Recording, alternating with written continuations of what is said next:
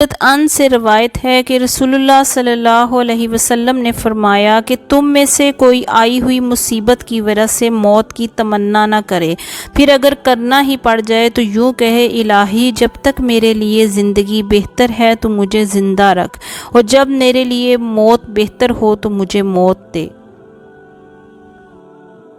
اللہ صلی اللہ علیہ وآلہ وسلم نے فرمایا تم میں سے کوئی نہ موت کی آرزو کرے نہ اس کے آنے سے پہلے اس کی دعا کرے۔ نیک کار تو اس لیے کہ شاید وہ نیکیاں بڑھا لے، اور بدکار اس لیے کہ شاید وہ توبہ کر لے، کیونکہ جب وہ مر جائے گا تو اس کی امیدیں ختم ہو جائیں گی، اور مومن کی عمر بھلائی ہی بڑھاتی ہے۔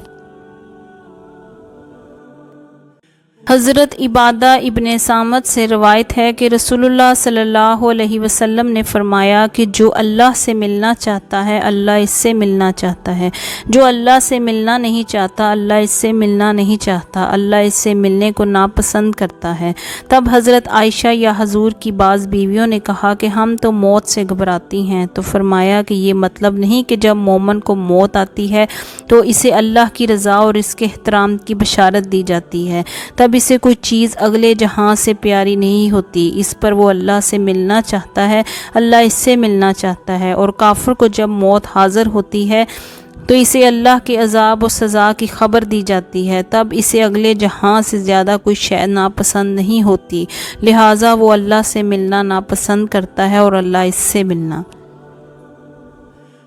حضرت عبداللہ ابن عمر سے روایت ہے کہ رسول اللہ صلی اللہ علیہ وسلم نے میرا کندھا پکڑ کر فرمایا دنیا میں یوں رہو گویا تم مسافر ہو یا راستہ طے کرنے والے ہو۔ حضرت ابن عمر فرماتے ہیں کہ جب تم شام پالو تو صبح کے منتظر نہ رہو، اور جب صبح پالو تو شام کی امید نہ رکھو، اور اپنی تندرستی سے بیماری کے لیے اور زندگی سے موت کے لیے کچھ توشہ لے لو۔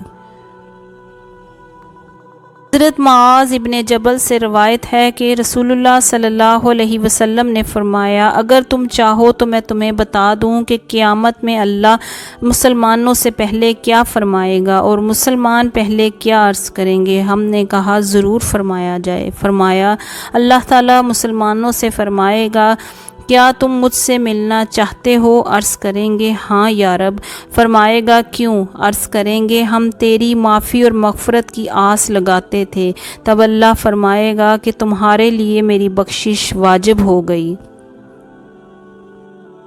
حضرت ابو امامہ فرماتے ہیں کہ ہم رسول اللہ صلی اللہ علیہ وسلم کی خدمت میں بیٹھے، حضور نے ہمیں نصیحت فرمائی اور ہمارے دل نرم کر دیے۔ حضرت سعد بن ابی وقاص روئے اور بہت روئے کہ کاش میں مر جاتا۔ تب نبی کریم صلی اللہ علیہ وسلم نے فرمایا اے سعد کیا میرے روبرو موت کی آرزو کرتے ہو؟ یہ 3 بار فرمایا۔ پھر فرمایا اے سعد اگر تم جنت کے لیے پیدا کیے گئے ہو تو جس قدر تمہاری عمر دراز ہو اور تمہارے عمل اچھے ہوں تمہارے واسطے بہتر ہے۔